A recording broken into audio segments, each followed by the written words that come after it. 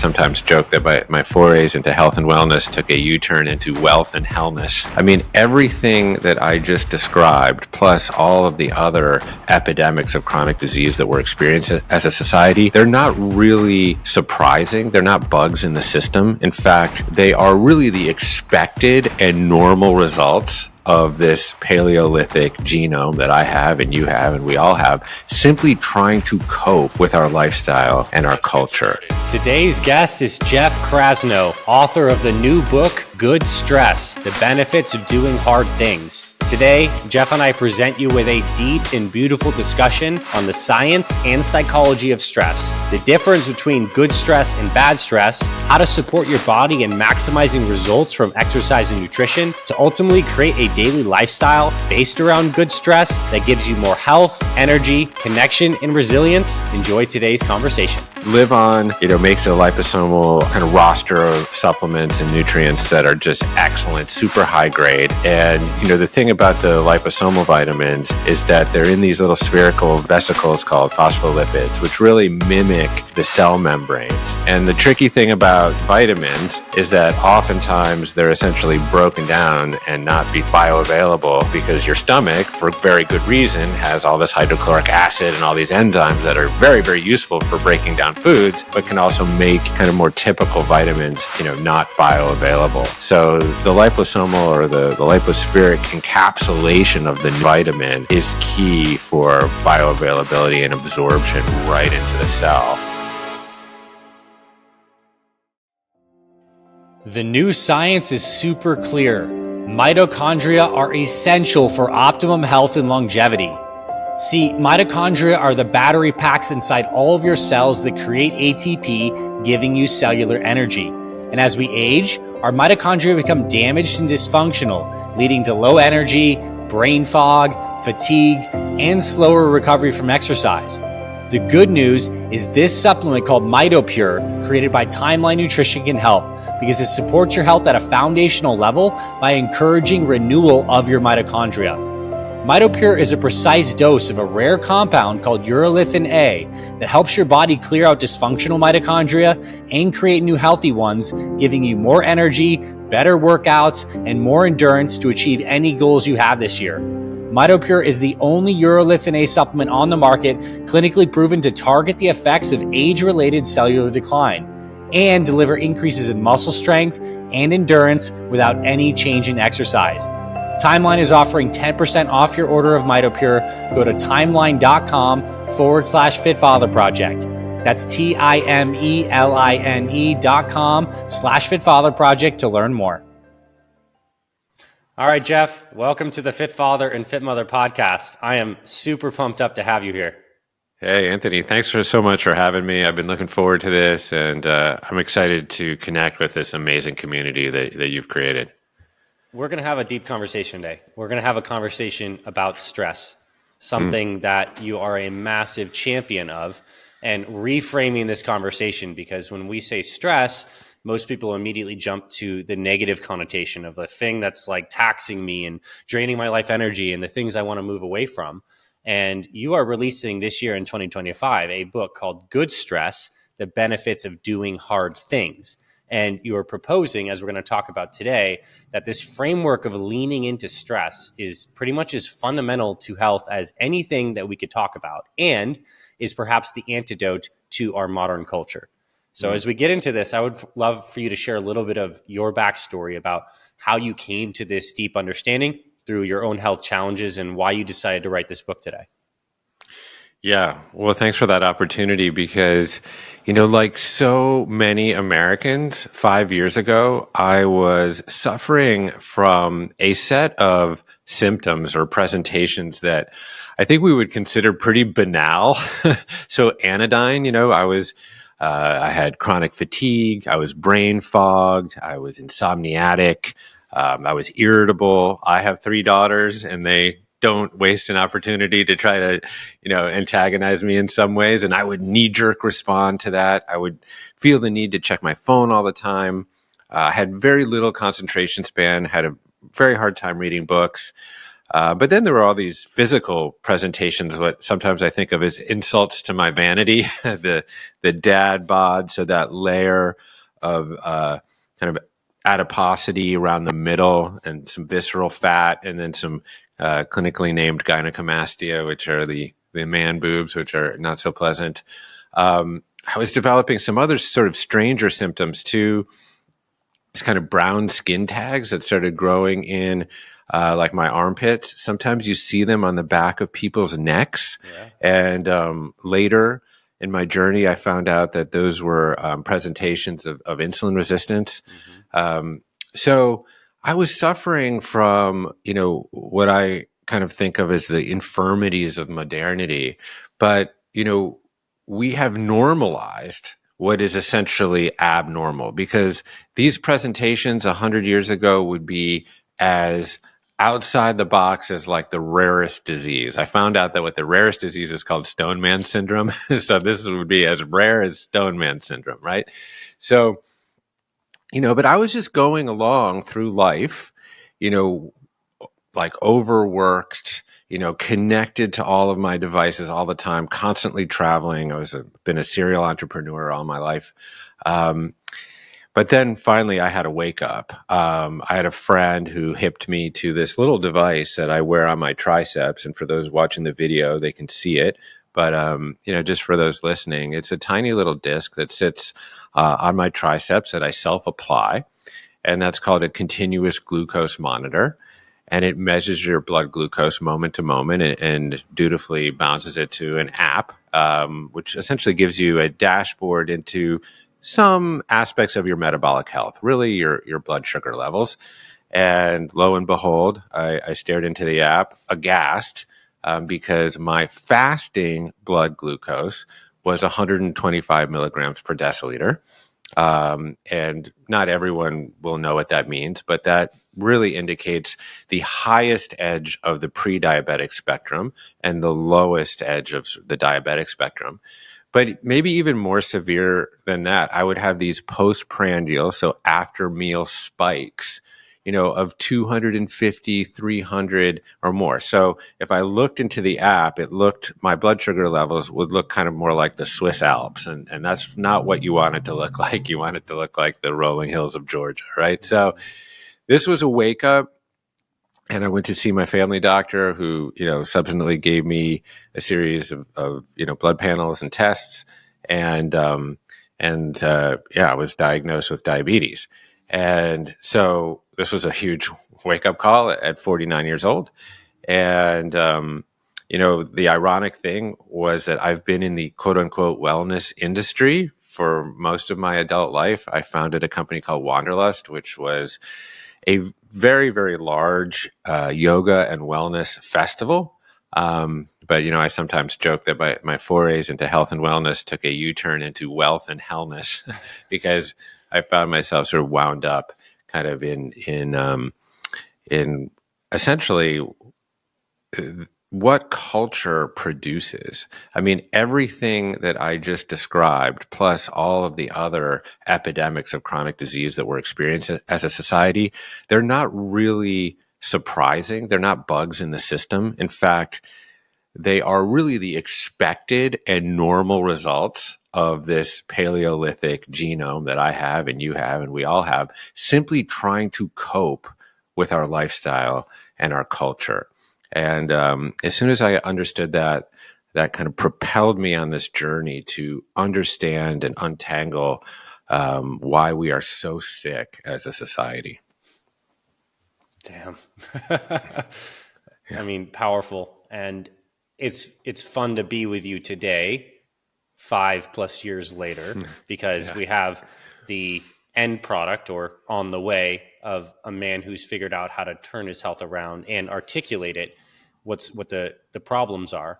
And you obviously wrote a book about stress. So I imagine stress, it's called good stress. So there must be some bad stress as well. Can we begin to differentiate these? What are the bad stresses that are in our modern culture? And what's the difference between bad stress and good stress? Yeah, I mean, I think you get to the heart of it right there. So bad stress is modern chronic stress. that creates imbalances in the human organism and leads to disease. In fact, almost everything that we categorize as a disease is really a reflection of some kind of imbalance in the system. That could be imbalanced lipid panels, imbalanced metabolic function, like we just talked about, imbalance between excitatory and neurotransmitters, hormonal imbalance, etc. So chronic modern stress leads to those imbalances. But when you really look at stress at its provenance, what you find is stress is actually an adaptive mechanism in the human body. And to explain it, I'll just give you an example. I live up in the hills of Los Angeles in Laurel Canyon. I go for hikes all the time. I went for one just before this podcast to kind of clear my head. Now, I didn't run into a rattlesnake today, but maybe, every 20 or 25 times that I hit those trails, I'll run into some rattlesnake or a coyote. And of course, I'll stop. And what happens? My body has a total adaptive, involuntary, bottom-up response to stimuli in my environment. And we've all experienced that in daily life, where our heart rate and respiratory rate start to increase. And our liver is secreting just enough glucose to go to our extremities, right? And that's totally adaptive because we want to fight or flee, because that serves our biological imperative to survive. A lot of other things happen too, like our pupils might dilate, the aperture of our attention becomes very, very narrow, we become self-obsessed, we don't trust the world. And that's all for good reason, because we want to preserve ourselves and our ability to survive. And then, of course, the rattlesnake sort of eyes me and says, I don't think Jeff is going to be on the specials menu today. And he slithers off into the high grass. And what happens? My body bounces back to homeostasis, right? My heart rate and respiratory rate decrease. The aperture of my attention opens up again. I become more creative. I trust the world more, all of those things. The problem here is, in modern society, and this is a metaphor, of course, the rattlesnake never leaves the path. We are inundated with, social media, which is algorithmically preferenced to make us angry and outraged and fearful, and 24-hour news that's at us all of the time. And then other forms of neglect and abuse and insult and racism and you name it, And then, of course, there's environmental toxins that come into it. Right. It's our food system that comes on top of it.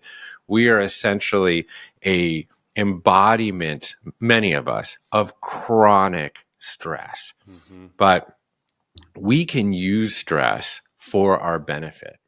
And that's really was the aha moment for me, because when I examined how I evolved in relationship to what I call these Paleolithic stressors, right? Mm-hmm.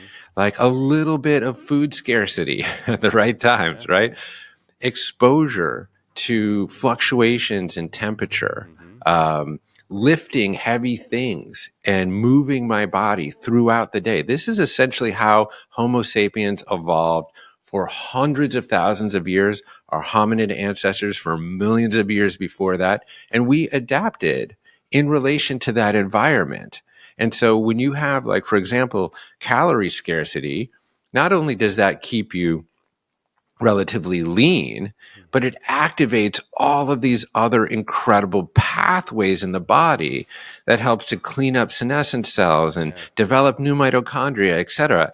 And so, and you can go through all of these incredible mechanisms that the body has built into itself that are adaptive and in response to stress. And the key is finding those mechanisms and the right dosages, and you can unlock all of this incredible engineering that your body already has. That's such an empowering message.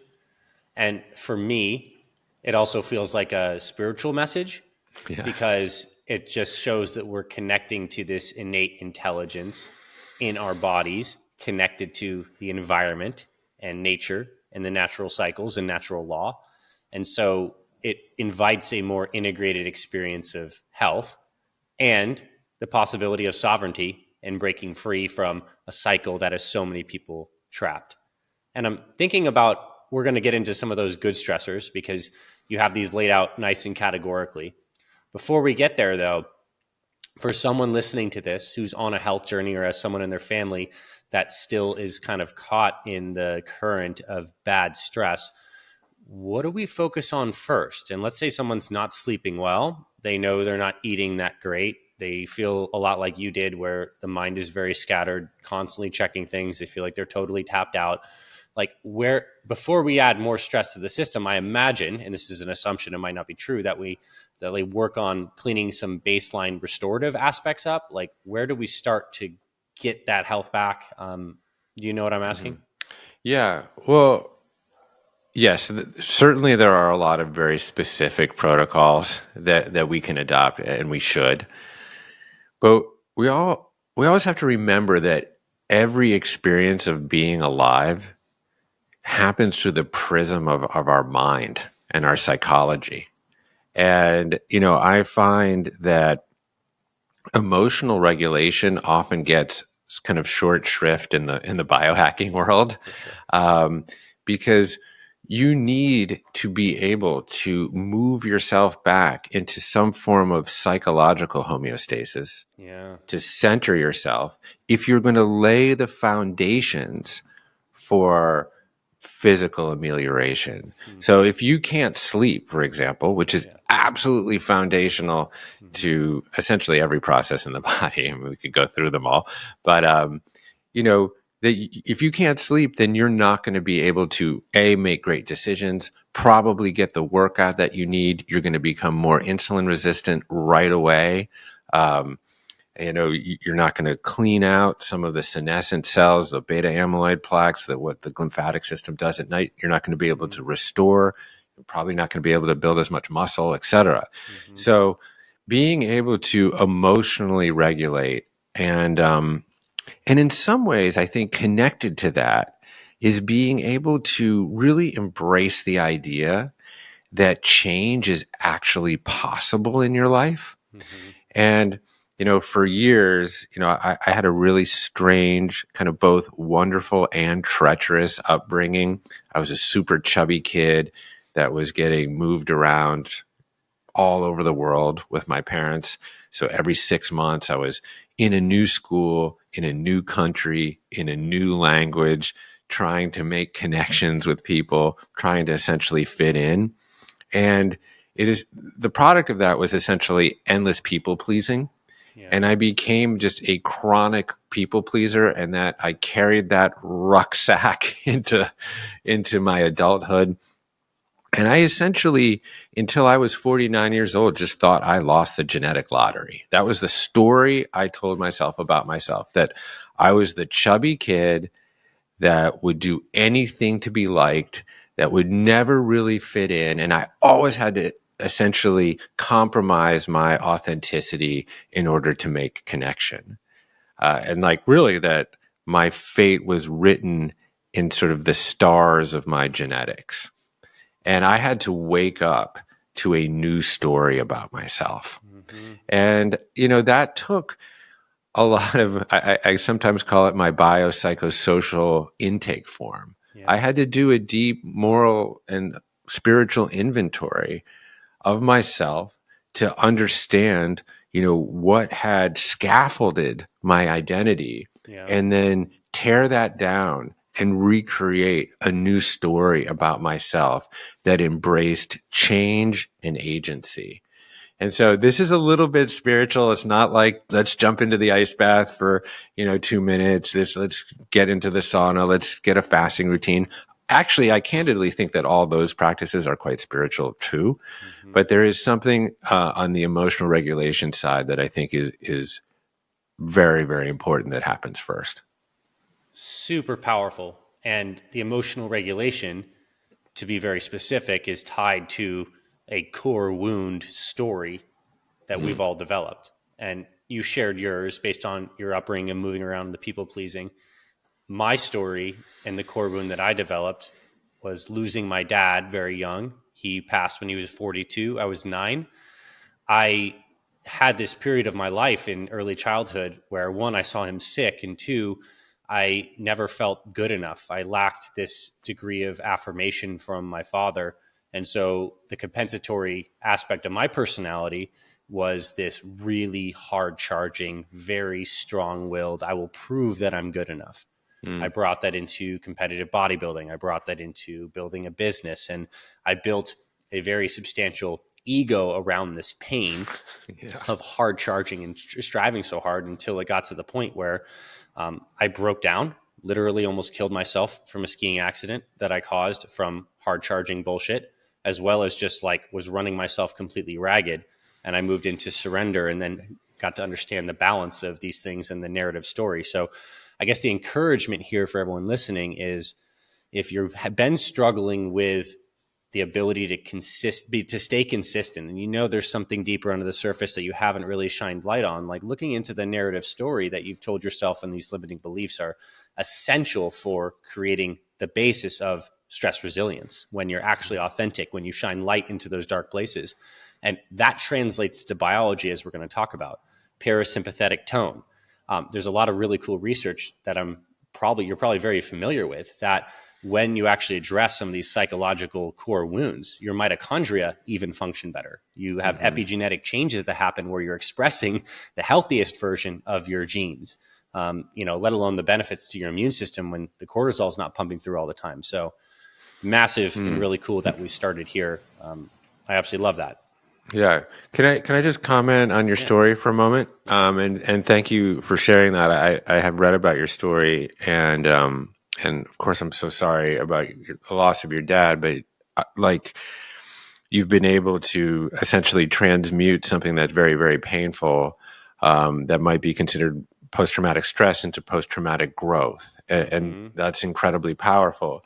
But I think your story, while it's unique, I think is resonant for a lot of people, because in looking for affirmation outside of ourselves, essentially judging ourselves through the eyes of others, we often take hold to some of the more pernicious components of our society. So, for example, like this idea of hard charging, grow, grow, grow, grow, grow, right? So our culture so sanctifies growth, whether that's like the GDP or the top line of your business or the Dow Jones or whatever, that we internalize that. And we essentially say, if I'm not growing my company or my Instagram following or my email list or my bank account, then I am not successful, right? And so it's very, very tempting to latch on to a lifestyle that's all about grow, grow, grow. And what does that look like? That looks like coffee to wine o'clock. That looks like sitting in front of a computer all day, flying, essentially compromising yourself and your health always for some other external thing that you think is going to provide validation. And the problem is, when you look at nature, and the human organism is nature, right? What you see in the healthiest system is a balance of growth with repair, right? With anabolism and catabolism, with mTOR and AMPK, with insulin and glucagon or whatever. You can keep going with that. So when we really tether our self-worth to growth, growth, growth, what we're doing is we're putting ourselves out of balance, and we're going to suffer from that. And so this is, again, I think why, your story, and to some degree mine, can serve as models for other people that very understandably may be going through a similar journey. Yeah. And I think we all want to arrive back at this feeling of enoughness, of love and connection. And that's expressed as a resilient nervous system that's not spending all this energy carrying all these stories and constantly chasing the external.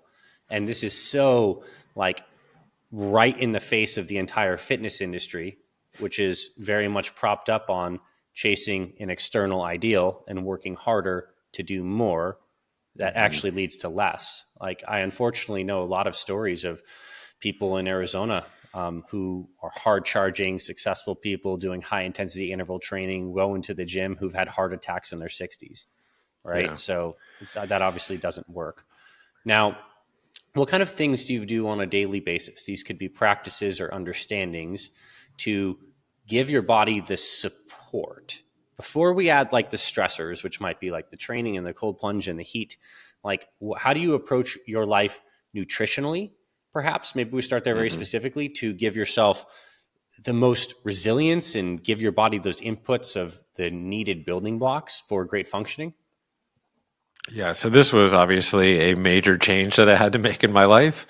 I would say that I was committing carbicide, if you will, throughout most of my adult life. And of course, this is not extraordinary at all. What gets served up on the breakfast menu, from cereals to muffins to bagels, are essentially the worst thing that you can put in your body, at least first. Because they're going to spike glucose levels and they're going to basically set you up for a day of not crests and troughs, but peaks and deep valleys, in terms of energy. So for me, as I embarked on my health journey, adopting an intermittent fasting protocol was pretty central. Now I play with the edges a little bit, but early on I was fairly fundamentalist about, just a 16-8 protocol in which I consolidated the consumption of food in an 8-hour window. Now I'm more maybe like 10 hours or something. But the point for me at that juncture was I was consuming 16, 17 hours of the day. And candidly, that's how many people are functioning. My initial kind of time restricted window was around 10:30 to 6:30, that's where I started because I have 3 kids and I wanted to see them for dinner, and that was a friendly choice. Optimally, that window might be a little earlier because your body might be a little bit more efficient at metabolizing protein slightly earlier in the day. But again, it's not quite as friendly if you want to have a social life or see your kids. So I found that happy medium. And then for me, it was really adopting a low carbohydrate diet and with a focus on getting a big bolus of protein and fiber in the morning.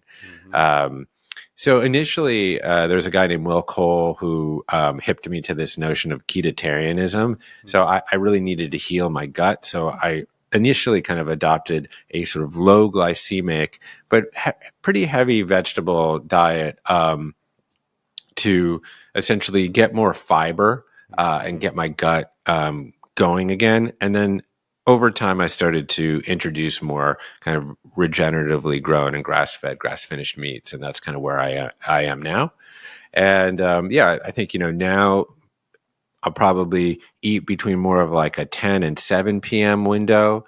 I try to start the day, with a significant bolus of protein, as I said. So, that might be, more eggs and, like I said, some kind of regeneratively raised meats. That might be, I've actually kind of gotten on the non-fat yogurt tip because, if I'm trying to actually count some degree of calories, but also get the protein, sometimes I will go in that direction with maybe like a handful of walnuts for good fiber and magnesium and fats. So that's kind of like how I get into my day. But I generally do not eat right away in the morning. I'll get into some of my other protocols kind of first thing. I do actually also have a kind of the most wretched green juice that you could possibly fathom. It's like my wife sort of concocts it. It's a kind of mix of like nettles and grasses and spirulina and chlorella, and then a kind of a curcuma turmeric extract in there, and it's nasty. From a caloric perspective, it's probably pretty minimal, probably like 35 calories that I can burn off pretty quick. I'll do some supplementation in the morning as well. And that's how I get into it. I try to get outside first thing. That's really key for me. I do, I have sort of a rickety little meditation practice, but I do an eyes open meditation, and just, sit and observe nature around me and try to be pretty quiet, have some positive affirmations early in the day. But there's also a physiological mechanism at play there where, I'm trying to get the right amount of blue light kind of in the inferior part of my retina with these sensory neurons, because that will help to set your circadian rhythm. And there's a whole interesting mechanism associated with that. And that's kind of how I launch into my day. Love it. I think there's so much baked in wisdom there. To kind of comment first on the nutrition approach, it's kind of as simple as focusing on protein and fiber and some time restricted eating for so many people, because the protein, all the benefits that we know, keeps you full, calorie control, muscle building, is great, right? Especially if you're eating the high quality animal-based sources. I'm a huge proponent of eggs. I think for most people it's worth trying to make sure you feel good on them. But if you can, I mean, they're an absolute superfood, especially with that yolk having all these complex concern of all these key vitamins for metabolic functioning. And when you focus on the fiber, you're inherently going to be getting a lot of these plant-based foods that also have a lot of these beneficial phytochemicals, as we're going to talk about in a little bit, that make your body more resilient to stress as well. So that's like without doing anything more, but like, oh, I'm going to go get, greens with this, or I'm going to have a little bit of fruit here. Like you're getting all these other things without needing to know the biochemistry of it all. Yeah, just so to add like a little personal layer. So we're heavy crowders here, fermenters at home. So we have a big crock pot. So we have, big mason jars of sauerkraut in our refrigerator. And then we have half a dozen chickens. And it's February, early February when we're doing this interview. And they tend to go a little bit on strike in the winter. So they're not producing as prodigiously as they do in warmer months. But essentially, we just feed them our scraps. And in turn, they produce eggs. And the price of eggs are pretty high right now. So, we can complain about them on TikTok, or you can buy chickens and deal with it, in a more constructive way. But that combination of eggs and sauerkraut in the morning, and to some people that might not sound delicious, but for me, there's almost nothing more hearty and delicious to start my day. And I'm getting all those healthy fats, really great protein. And then from the sauerkraut side, I'm getting the prebiotic fiber, the probiotics, because it's a fermented food, and I'm actually getting postbiotics in that sauerkraut, because there is this incredible processing or metabolizing of the fiber by the bacteria themselves that is producing these metabolites, these postbiotics that are so essential to all these different processes in the body.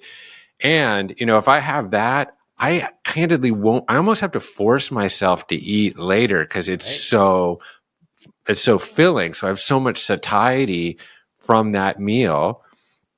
And all the protein has a high thermic effect. So even with, I'm really, for every gram of protein, which is about 4 calories, really the net effect is only 3 calories, really, because it takes a lot of energy and heat to essentially metabolize that protein. And so, I mean, it just sets me up for a great day, period. Yeah. For what it's worth, and this is a ping for everyone listening, you get the chance to hear 2 very health-focused guys talking right now.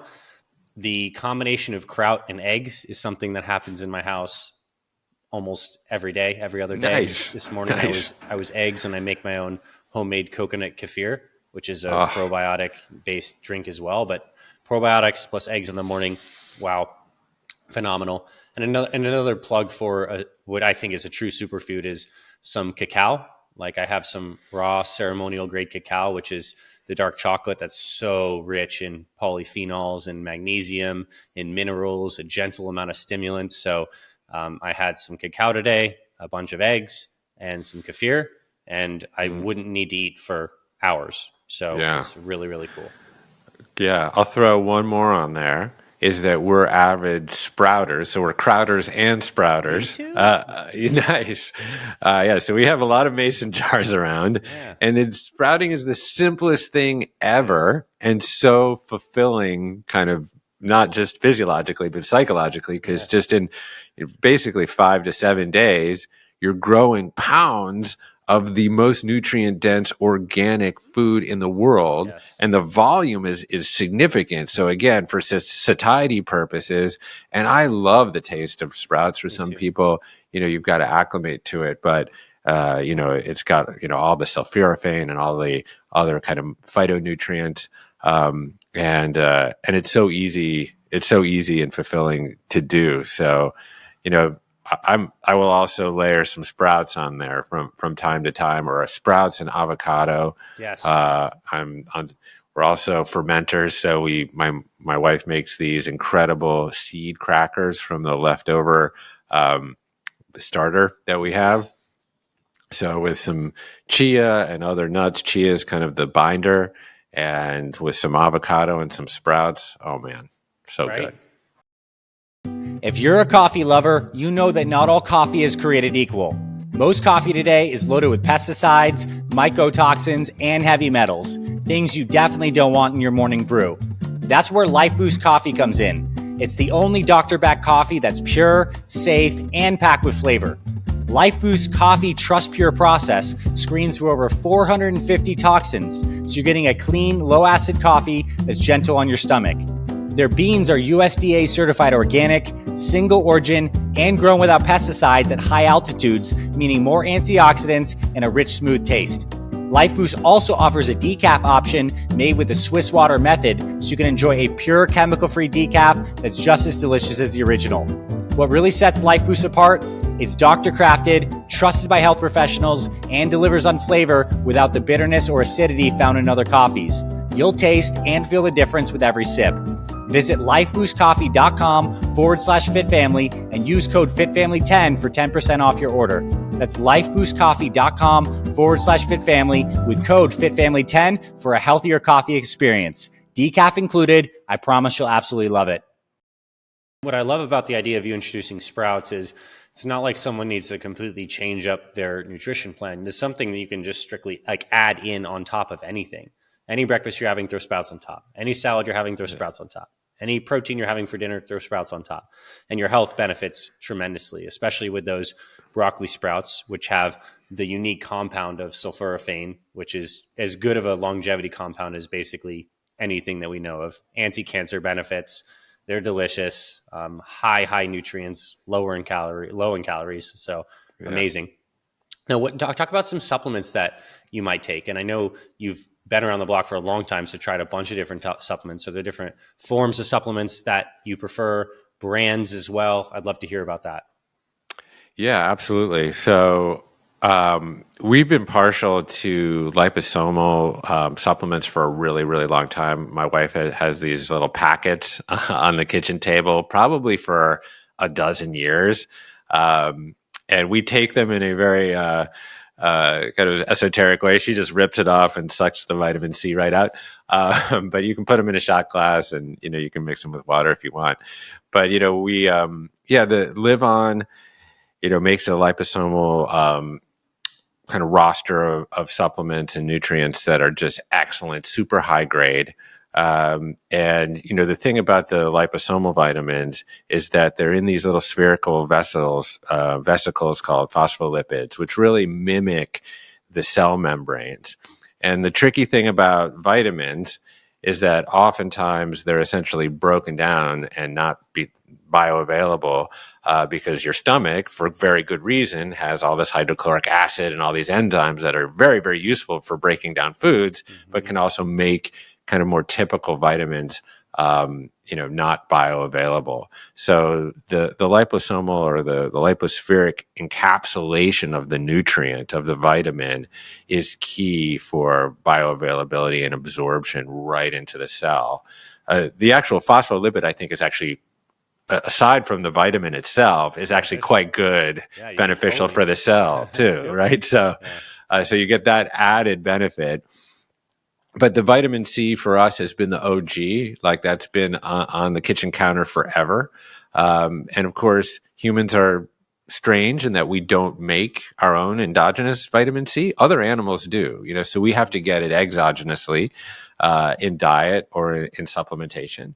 And, vitamin C is so huge for collagen production, obviously as an antioxidant for immune support. And like you said, your body doesn't make it. So you need to get it. And yes, you can get it in food. But, I think the tricky thing about our food environment right now is that because of modern industrial agricultural practices, our food has been more kind of denuded of essential vitamins and minerals. And this is why I really always recommend that everyone just go test. There are these platforms, and even just your own PCP, where you can request, blood panels that will show you, like, what are your vitamin C levels?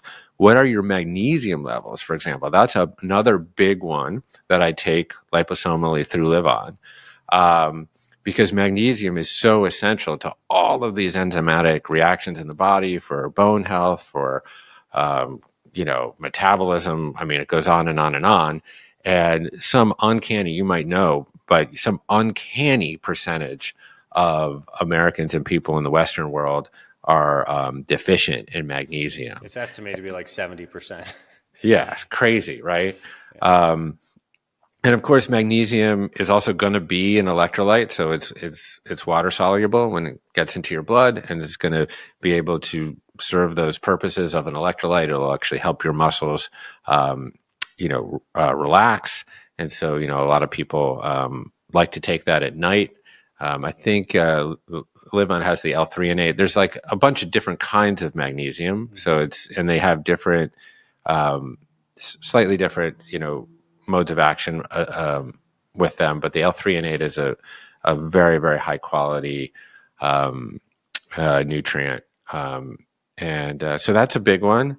And then glutathione is another one that is not necessarily something that I take every day, but it's a very, very high quality liposomal product that Live On makes as well. Obviously that's your master antioxidant. So that's going to neutralize all of these reactive oxygen species. Actually, this is a good question for you. Yeah. I can't help myself. I'm a podcast host. Is that there's probably some good use for additional glutathione supplementation if you're working out really hard, yes, right? Because you're going to be producing more reactive oxygen species just as a product of working out. So is that something that you might supplement with when you're pushing it at the gym? For sure. I do take Live On's glutathione. I take it in the morning before I train. I don't necessarily train first thing in the morning, but I don't take it post-training. And this is kind of like where we're getting into the stress signaling discussion, where exercise creates a certain amount of reactive oxygen species that triggers adaptive response to training. So there is some research that shows that taking antioxidants like vitamin C or maybe even glutathione post-exercise might not be the best idea. The effect's not like it's going to make your workout ineffective, period. But taking it in the morning is a good thing to do. If you're losing weight and you've been unhealthy for some time, taking glutathione is a great thing to do, because we actually store a lot of these toxins that we get from our environment in fat. A lot of them are fat soluble. And so as we lose weight and we're releasing fatty acids from fat cells, we're releasing a lot of other lipid soluble toxins. And so the liver is doing more work. And so glutathione helps. And I think about these models of aging. One of the things that we know is you basically want to use reactive oxygen species, aka free radicals, as signaling molecules in very acute phases at certain times. But if you have these things floating around all the time, it's creating damage and will age you as fast as basically anything. So having a high amount of glutathione is a really great way. And pretty much supplement it liposomally is great. Other ways that you can get it is taking supplements like N-acetylcysteine, which is a precursor to that, and also very good anytime you're sick or have any kind of inflammation, respiratory issues. So yes, I do take glutathione almost on a daily basis from Live On in the morning, and it definitely is good when you're under high stress periods. And another thing about vitamin C too, because I love their liposomal C, is it's actually concentrated in the adrenal glands, those glands on your kidneys that produce your stress hormones. And it actually leads to the conversion of some of those hormones to each other.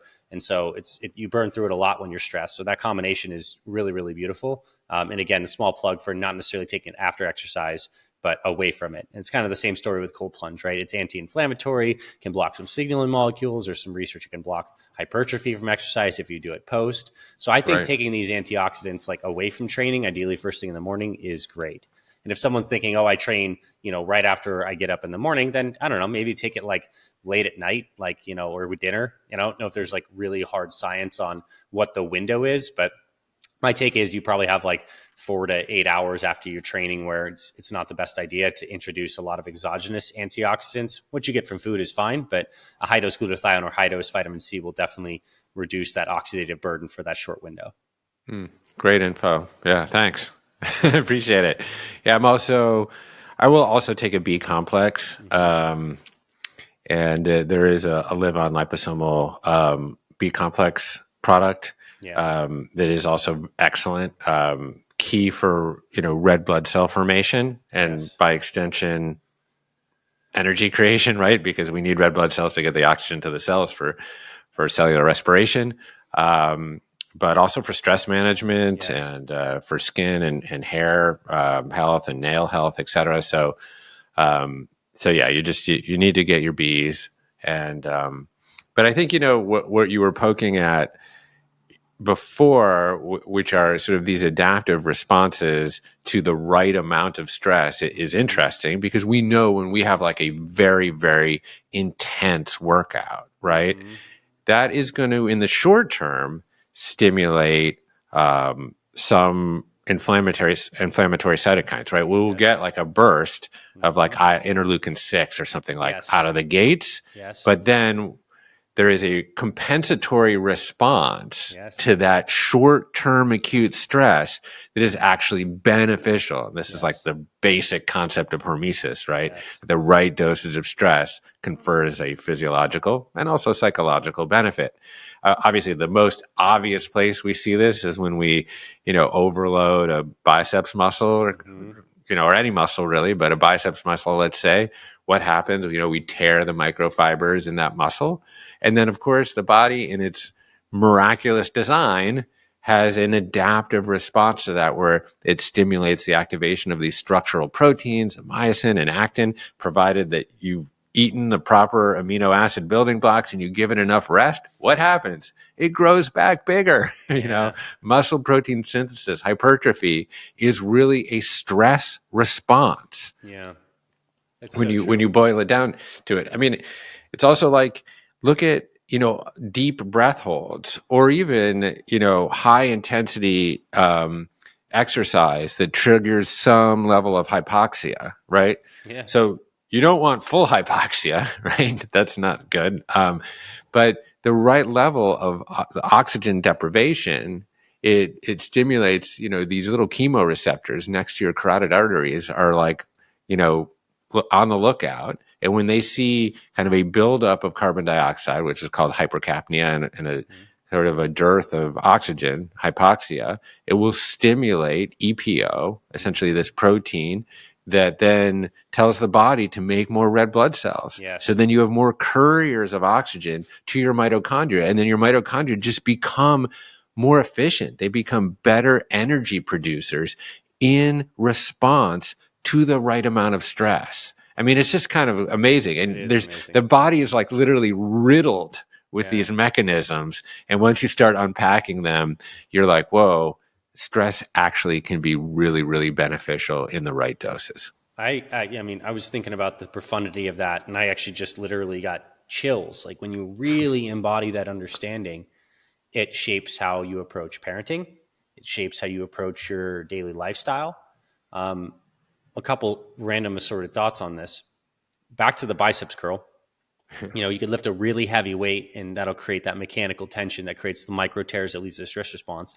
Another interesting thing is there's even like blood flow restriction training where you could take a 5-pound dumbbell, cut off the blood flow, get a ton of metabolic stress because you get this buildup because you're not getting venous return. You have all this lactic acid and all the things that build up.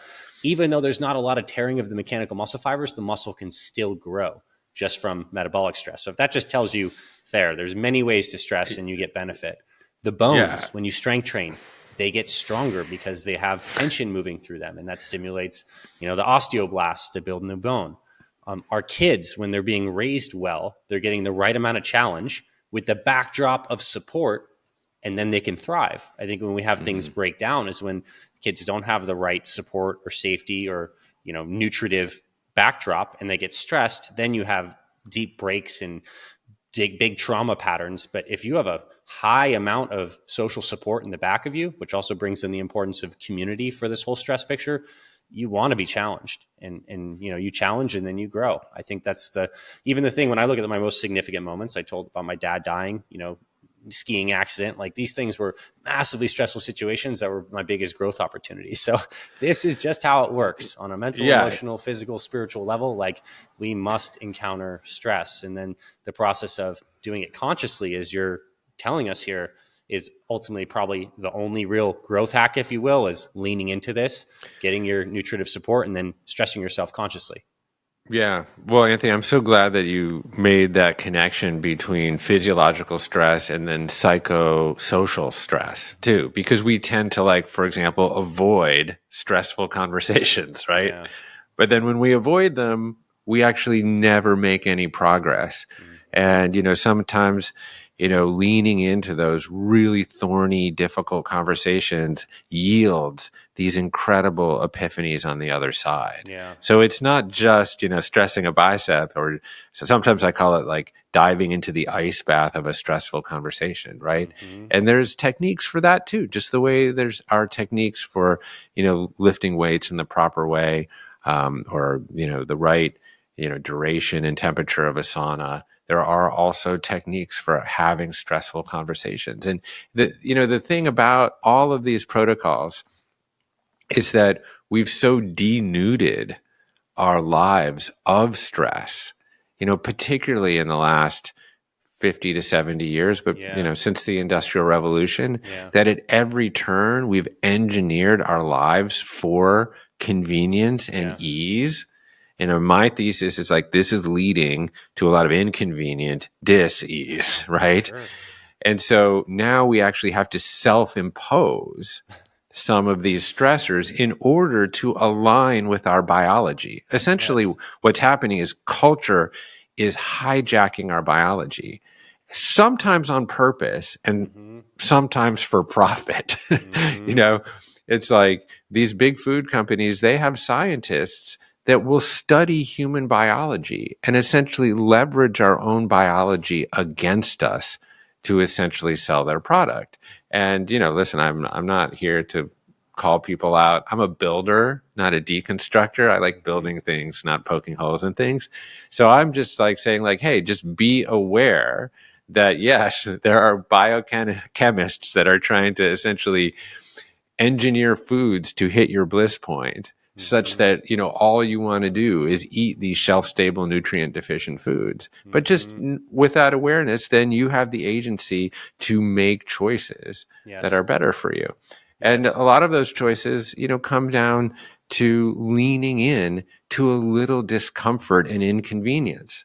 I mean, you've probably tasted a tomato that's been ethylene gassed that you bought at the local supermarket, right?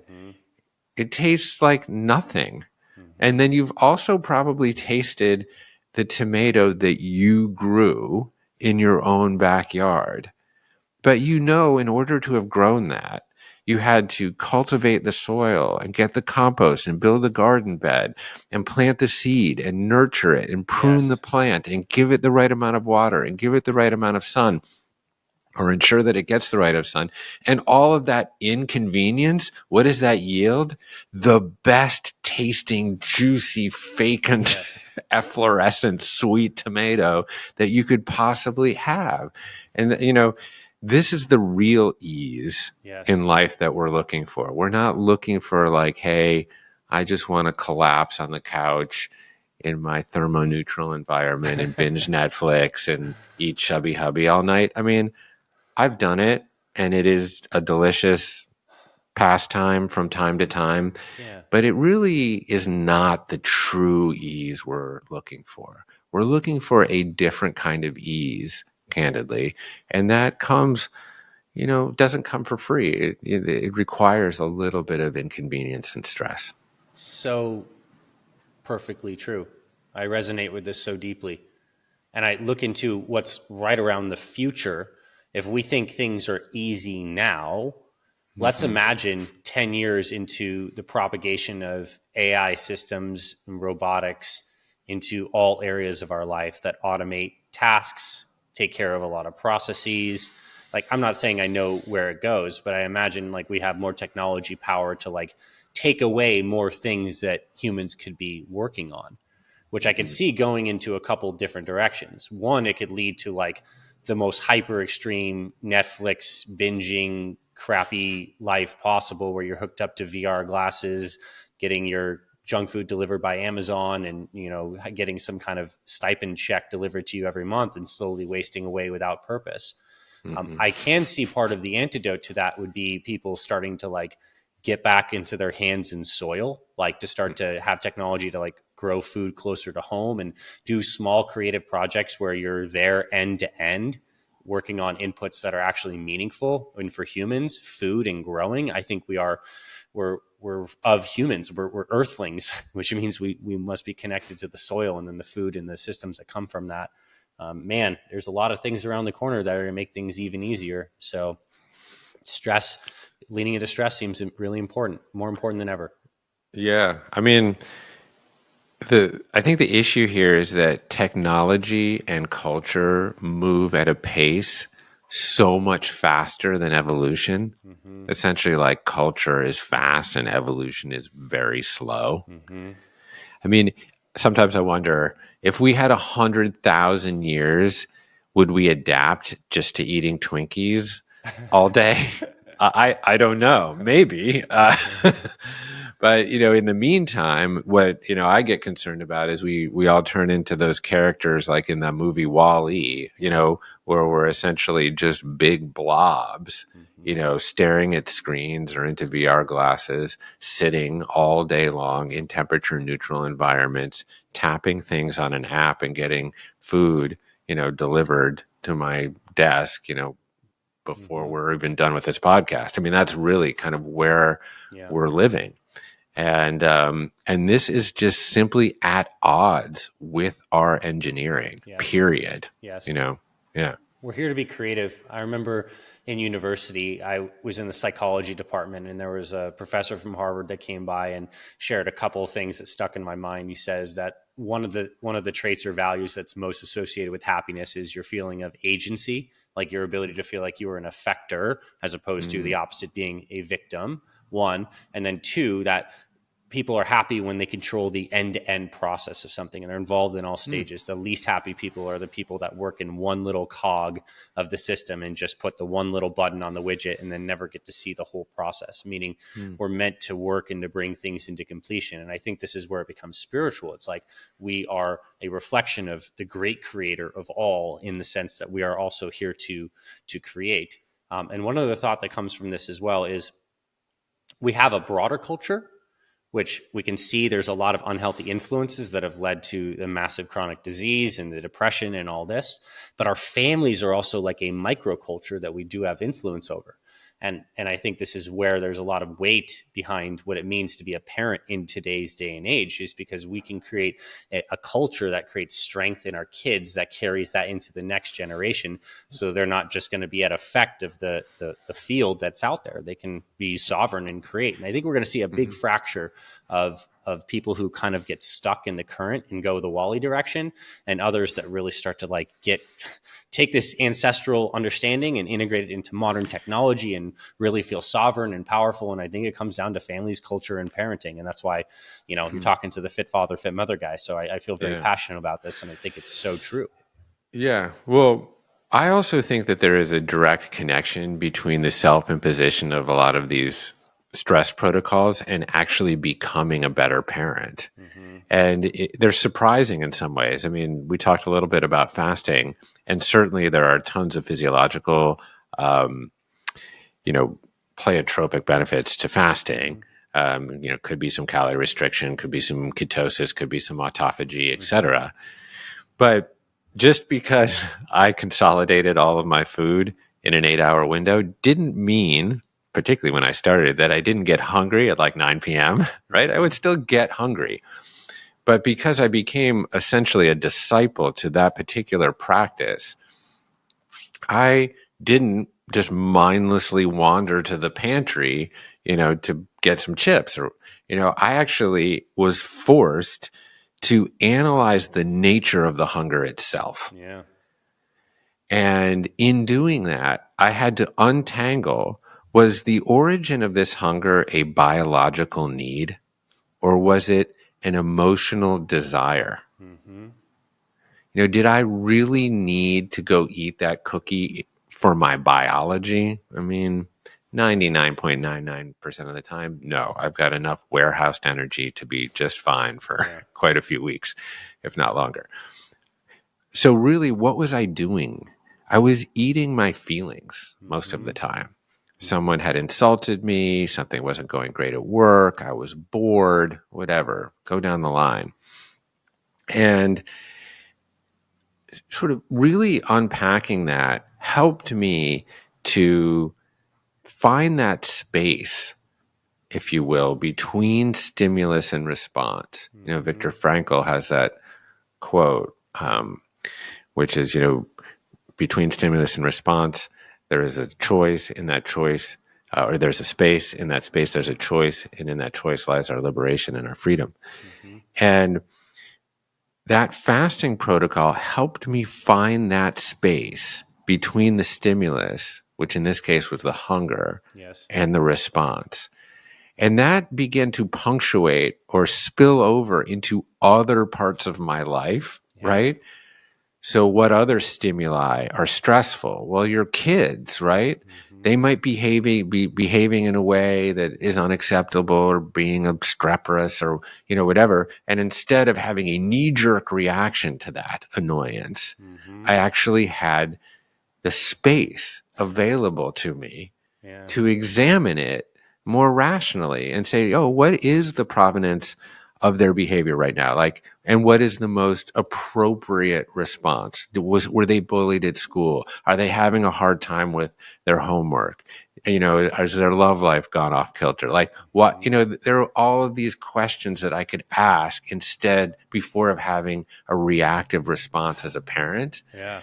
And this is where, I'm telling you, these stress protocols are so useful. Yes. I've seen the same thing about ice, ice plunging. When you get into the ice plunge, what happens?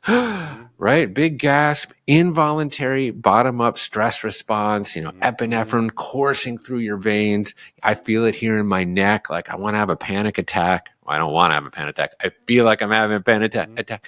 And then what happens? I have that space to apply conscious top-down pressure through breath work or through just leveraging my neo-mammalian brain to put top-down pressure, voluntary pressure, on top of involuntary stress response. Yes.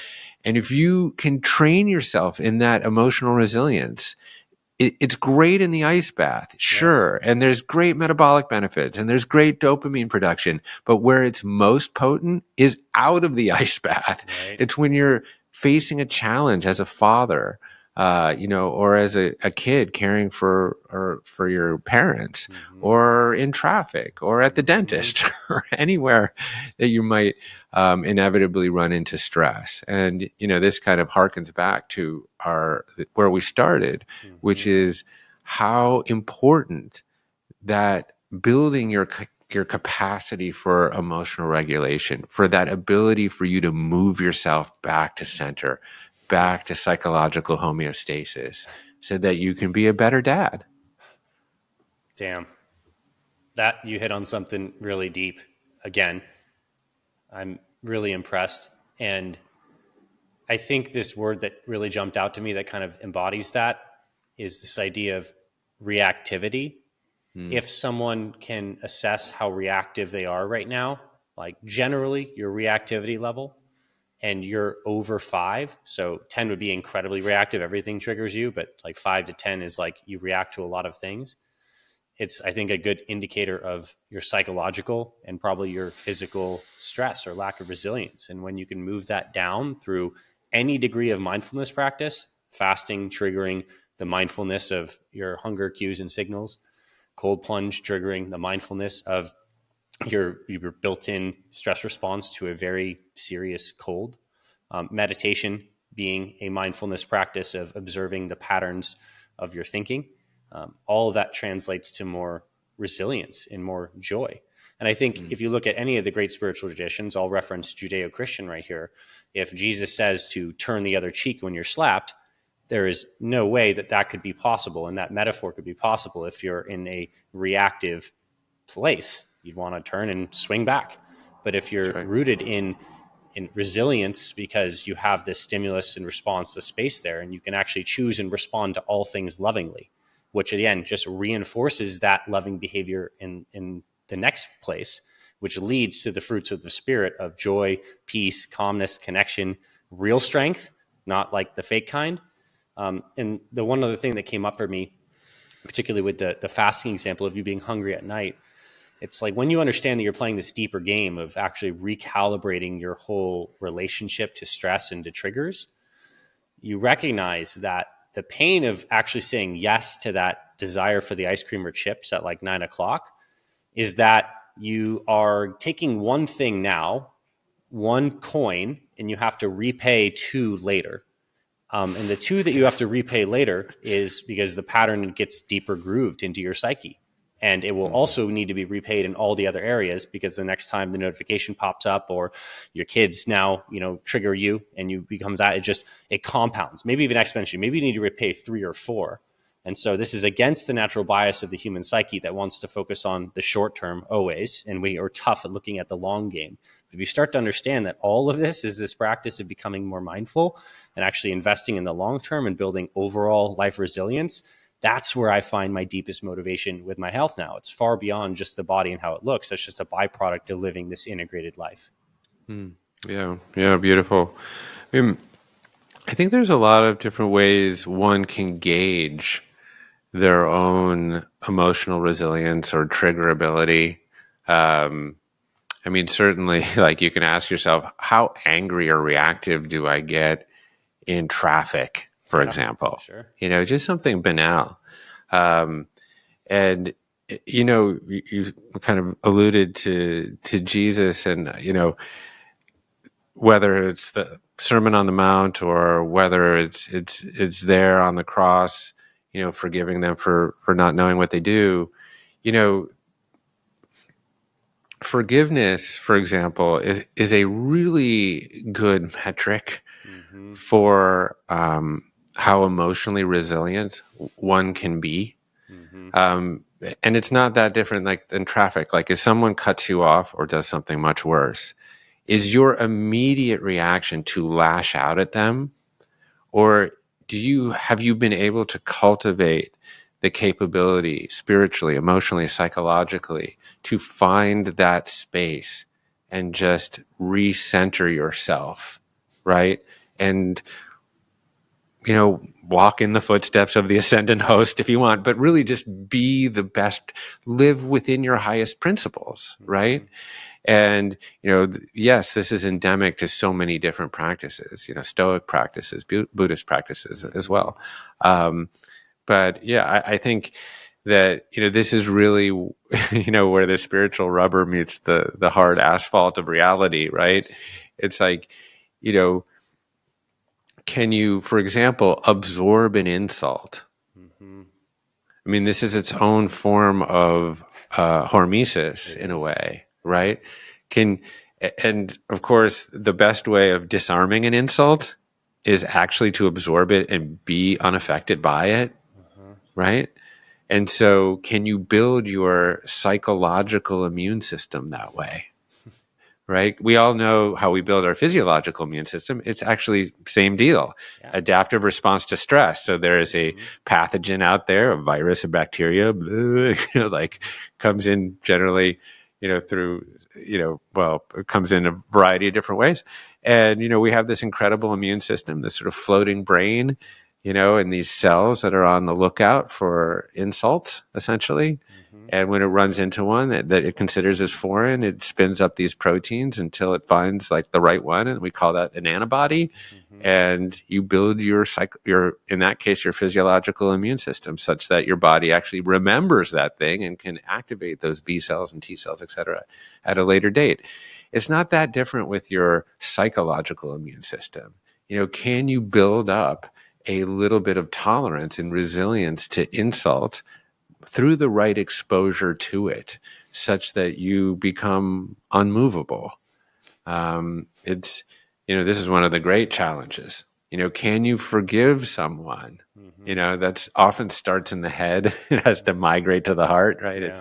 It's hard. It's one of the hardest things that we ever do, but it is an adaptive response in some ways to stress. Yes. And anyways, this is unexplored territory for me, but you pushed me to the thinner edges of my branch, which I appreciate it. It's amazing. I love where we landed in this conversation, because for me, it just feels so integrated. Like, this is the holistic view on the interplay between stress in our bodies, stress in our emotions and thinking patterns, and how from this big picture view, our whole life can be seen as a practice of taking every moment and leveraging it to become more free, to become happier, to become better. And not from a place of lack, just from a place of this is how growth happens. And we are always invited in every new moment to choose something new, to choose the good stress, which is a lot of our response to it. So, man, this was a deep and beautiful conversation. If you've listened to it up to this point, listen to this again. I know that I will listen back to this, and there's going to be a couple things that I'm really going to contemplate, because there's so much here. And of course, your book, Good Stress, The Benefit of Doing Hard Things, published by Hay House, is coming out this year. So tell us more about that. And also, liveon.com is the supplements that create a lot of these good lipospheric technology vitamins that can also help you make more resilient to stress. But tell us about the book. Tell us a little about where people can connect with you more deeply. And I just want to say again, thank you for this really beautiful conversation. Yeah, thank you, man. You're a wonderful listener and responder. I really appreciate how you move through the world. Good Stress is really my first book. I scooped up the URL, goodstress.com. So if you're interested, go and check it out there.